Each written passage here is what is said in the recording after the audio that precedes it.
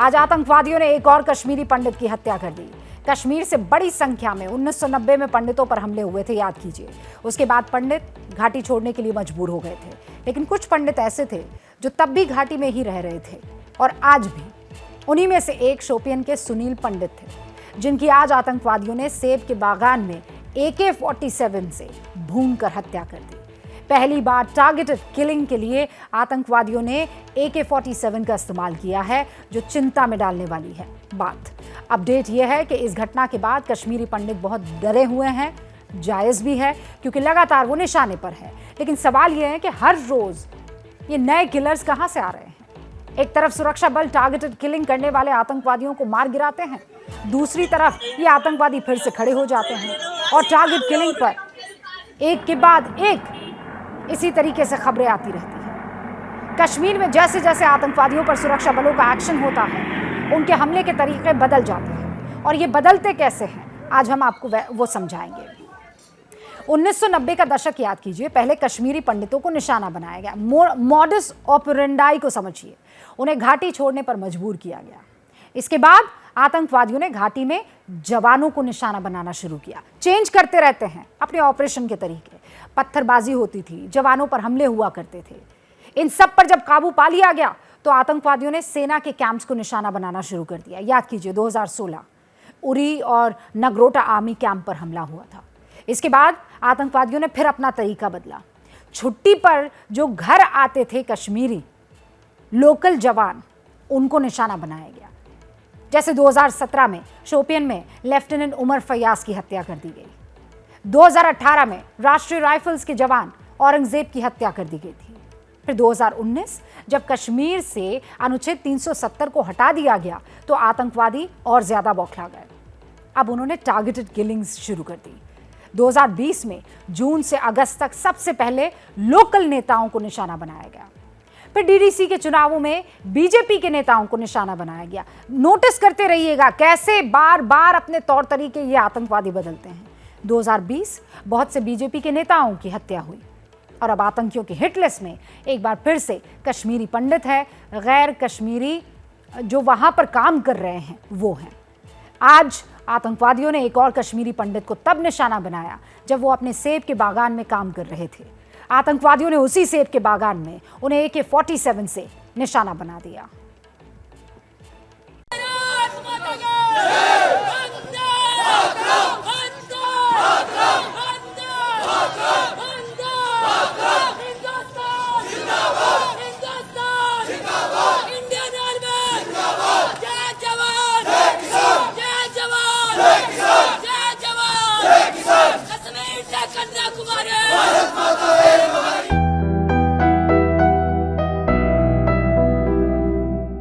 देशभक्ति के नारों से कश्मीर गूंज रहा है।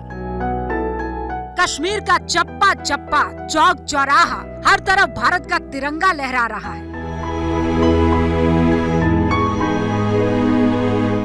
श्रीनगर के लाल चौक पर तो बहुत बड़ा तिरंगा झंडा फहराया गया।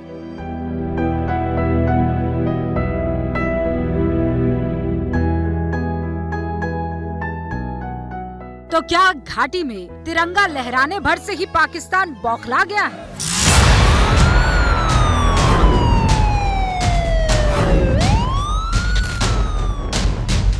पांच बेटी है उसको, छोटा 5 बेटी है, वो क्या करेगा ये? जब कोई मोमबत्ती घुसने लगती है तो बहुत तेज फड़फड़ाती है। जिसने भी किया है मैं उसको कहूँगा एक बार सभी कश्मीर को खत्म करो, हम खुश हैं। आतंकवादियों ने 2 कश्मीरी पंडित भाइयों को गोली मार दी, जिसमें से एक की मौत हो गई। आतंकवादियों की ये बौखलाहट हर घर तिरंगा यात्रा की वजह से थी। ये कश्मीरी फ्रीडम फाइटर्स नाम के आतंकवादी संगठन की वो चिट्ठी है जिसमें उसने इस हत्या की जिम्मेदारी ली है। इसमें लिखा है, आज हमारे कैडर ने शोपियन के चोटी गांव में एक ऑपरेशन किया। इस ऑपरेशन में एक कश्मीरी पंडित सुनील कुमार मारा गया, जबकि उसका दूसरा भाई पिंटू गंभीर रूप से जख्मी है। वो एजेंसियों को फ्रीडम फाइटर्स की खुफिया सूचनाएं देते थे और लोगों को तथाकथित तिरंगा यात्रा निकालने के लिए मजबूर कर रहे थे। इसके अलावा ये भी कहना चाहते हैं कि जो भी कश्मीर की डेमोग्राफी बदलने की कोशिश करेगा, चाहे वो पंडित हो या फिर नॉन लोकल हो, उनका भी यही अंजाम होगा। अनुच्छेद 370 हटने के बाद कश्मीर में जब से भारत की राष्ट्रीयता की बयार चल रही है, तब से आतंकवादी बौखलाए हुए हैं और उनका ये बयान और ये हरकत यही दर्शा रहा है।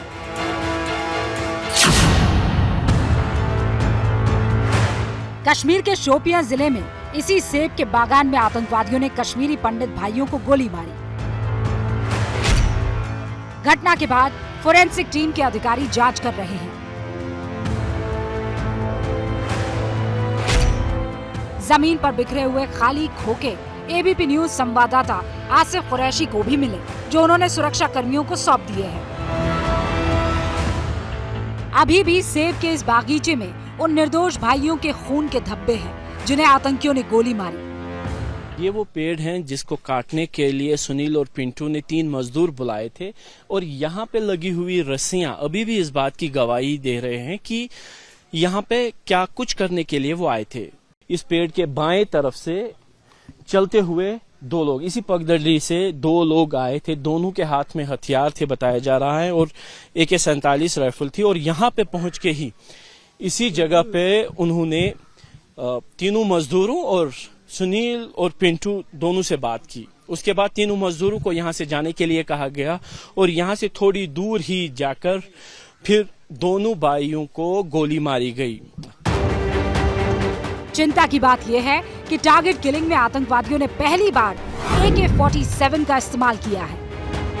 ये पहली बार है कि इस तरीके की टारगेट किलिंग के लिए AK-47 का इस्तेमाल किया गया है, क्योंकि इससे पहले जो आमतौर पर टारगेट किलिंग्स होती थी उनमें पिस्टल का इस्तेमाल होता था, नजदीक से गोली मारी जाती थी। लेकिन इस बार जो 2 हमलावर थे उनके बारे में बताया गया है कि दोनों के हाथ में AK-47 थी।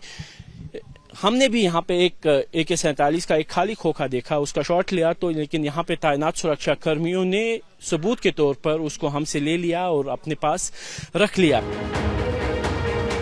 हमले में सुनील कुमार की मौत हो गई, जबकि भाई गंभीर रूप से घायल है। सुनील का शव जब उनके घर लाया गया, ये तब की तस्वीरें हैं। मीडिया और सुरक्षा कर्मियों की भारी भीड़ थी। जैसे ही शव घर के अंदर पहुंचा, चीख पुकार मच गई।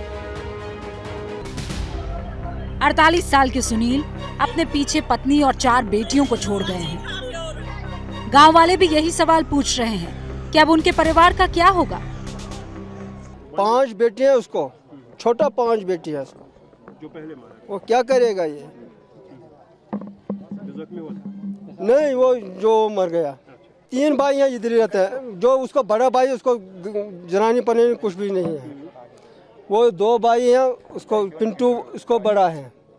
ये छोटे भाई है? हाँ, ये छोटा भाई है। अंगूठा छापो अनपढ़, मगर ये पिछले 30 साल से हम देख रहे हैं यही कि कश्मीरियत और इंसानियत, ये तो आप लोग भी बोल रहे हैं, आप मीडिया वाले को जान रहे हैं, हम कश्मीरियत इसमें बहुत ज्यादा दुखी है कि ऐसा नहीं होना चाहिए जो हो रहा है। हम ये समझते हैं कि आप लोगों ने पंडितों को नहीं मारा, आप लोगों ने कश्मीरियत को मारा, कश्मीर को मारा।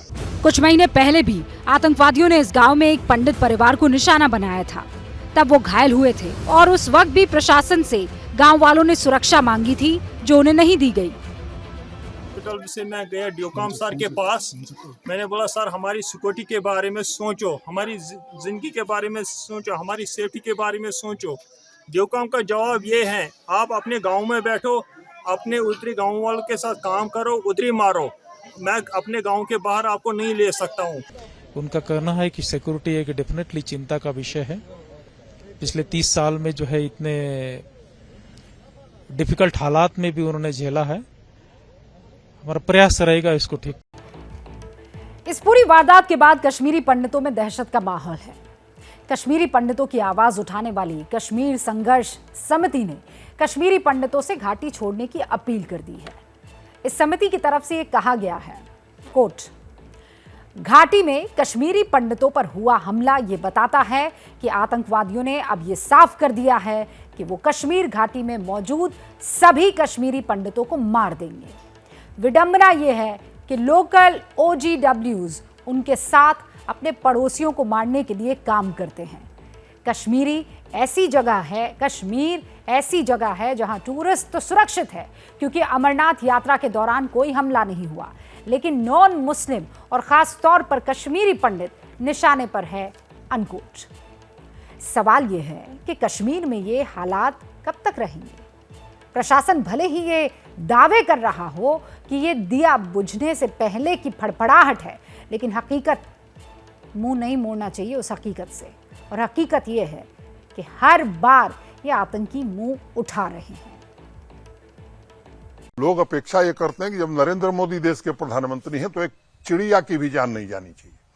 मैं समझता हूं कि जो बदलाव आया है दिल्ली से लेकर जम्मू कश्मीर तक, पहले शांति खरीदी जाती थी, अब दिल्ली में जो सरकार है वो शांति स्थापित करना चाहती है जम्मू कश्मीर में। इस अंतर को समझना चाहिए। इसी शांति को तो बिगाड़ने की लगातार कोशिश हो रही है, जिसे रोकने में फिलहाल कश्मीर का प्रशासन सफल नजर नहीं आ रहा। कश्मीर के उपराज्यपाल मनोज सिन्हा भी लगातार इसी शांति को स्थापित करने की कोशिश कर रहे हैं। आज वो शोपियन के हमले में घायल हुए पीताम्बर नाथ पंडित का हालचाल लेने के लिए श्रीनगर के आर्मी अस्पताल पहुंचे। लेकिन दूसरी तरफ उन कश्मीरी पंडितों का क्या जो डरे हुए हैं, क्योंकि उन्हें यह विश्वास था कि सरकार उनकी जान की हिफाजत करेगी। लेकिन जिस तरह से उन्हें लगातार निशाने पर लिया जा रहा है, इससे उनका डर और ज्यादा बढ़ गया है। छोटे छोटे बच्चे हैं, पूरी फैमिली हम सर वहाँ ड्यूटी रहते हैं, तो सर किस तरह से जाएंगे? जान से बढ़कर तो सर कुछ नहीं है। हमें अपना डर तो देखो पहले से था, लेकिन जो आज डर का फिर से एक माहौल फिर से बन गया है नया, तो रोज रोज की नई ये टारगेट किलिंग्स हो रही हैं, तो नहीं बनना चाहते सर। उधर विपक्ष के निशाने पर सरकार एक बार फिर आ गई है। कांग्रेस इसे असफल कश्मीर नीति का नतीजा बता रही है, तो ओवैसी 370 हटाए जाने का। अब समय आ गया है प्रधानमंत्री और गृह मंत्री को राष्ट्र को संबोधित करना चाहिए। जो 8 साल का ट्रैक रिकॉर्ड रहा है कश्मीर की, जो इनकी नीति है उसको लेकर, तमाम जो निर्णय लिए गए उन सब पे एक व्हाइट पेपर अब इन्हें देश के सामने रखना चाहिए कि आखिर क्यों इनकी कश्मीर की नीति लगातार विफल होती चली जा रही है। लेफ्टिनेंट गवर्नर साहब हैं और वहाँ पर सेंट्रल गवर्नमेंट की सरकार है, प्रधानमंत्री श्री नरेंद्र मोदी का एडमिनिस्ट्रेशन चलता है, तो वो नाकाम साबित हुए। 370 इसलिए हटाया देश को ये कहकर के पूरे पंडितों को फ़ायदा होगा। आज वो उनको आप उन कश्मीरी पंडितों को आप बिल्कुल ही अनसेफ कर दिए और कश्मीरी पंडित तो अब कश्मीर छोड़ के जाना चाह रहे हैं। तो ये मोदी सरकार की नाकामी का एक और मिसाल है कश्मीर में। बीजेपी इसे कश्मीर के सफल तिरंगा अभियान की बौखलाहट बता रही है। पूरे कश्मीर घाटी में जिस प्रकार आजादी का अमृत महोत्सव मनाया गया, कश्मीर के बच्चे बच्चे ने अपने हाथों में तिरंगे झंडे लेकर जश्न आजादी का अमृत महोत्सव मनाया। इन कायर पाकिस्तानी आतंकवादियों को तकलीफ हो गई और इन्होंने निहत्थे बेकसूर 2 कश्मीरी पंडित भाइयों को निशाना बनाया। कश्मीरी पंडित को सुरक्षा का अधिकार मिलना ही चाहिए। धारा 370 हटने के बाद कश्मीर में भारतीयता और राष्ट्रवाद की बात हो रही है, लेकिन जो आतंकवादी इसके खिलाफ आवाज उठा रहे हैं, उनके फंड कब कुचले जाएंगे?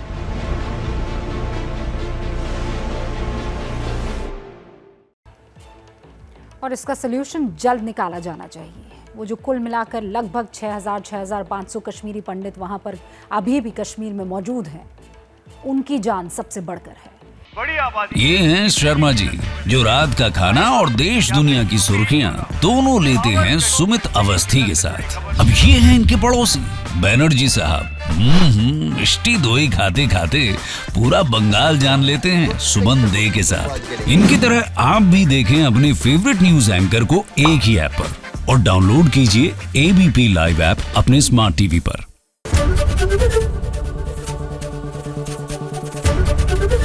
एबीपी न्यूज आपको रखे आगे।